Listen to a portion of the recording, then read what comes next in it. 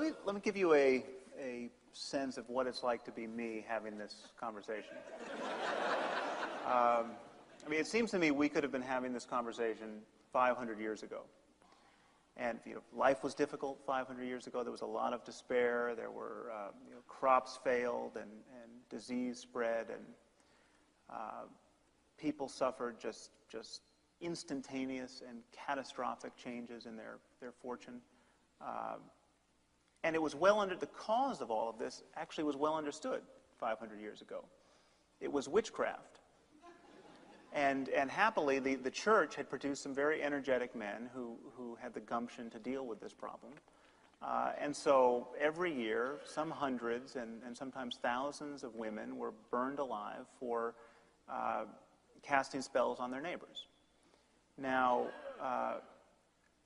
imagine what it would be like to be among the 5 or the 10% of people at most who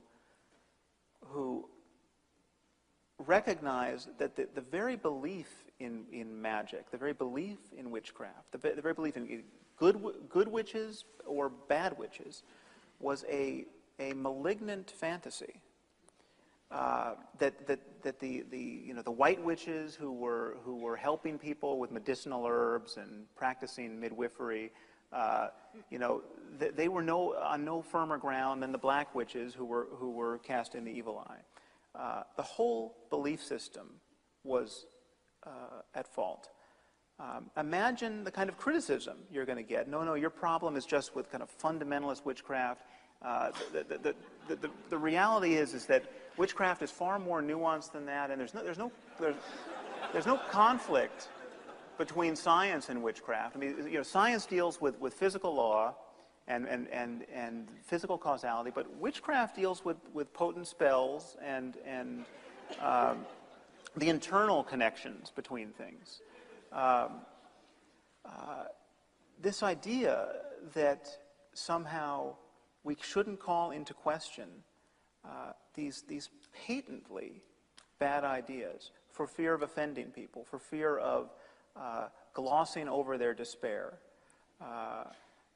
for fear of not criticizing other problems in the world. I would never argue that religion is the only problem in the world or the only source of human conflict, but it is a source, and we are mightily attached to it, emotionally attached to it.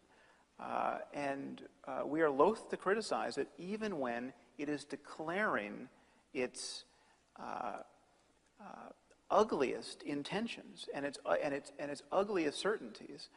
The problem with the Bible is however you pick and choose, whether you're a literalist or a selective literalist, the problem is there's just a mountain of divisive nonsense in there, and that's where people get ideas about homosexuality being an abomination, and why our country in the 21st century debates gay marriage as though it were the great moral issue of our time. This is coming from religion, and it seems to me that it's time we had an honest conversation about that.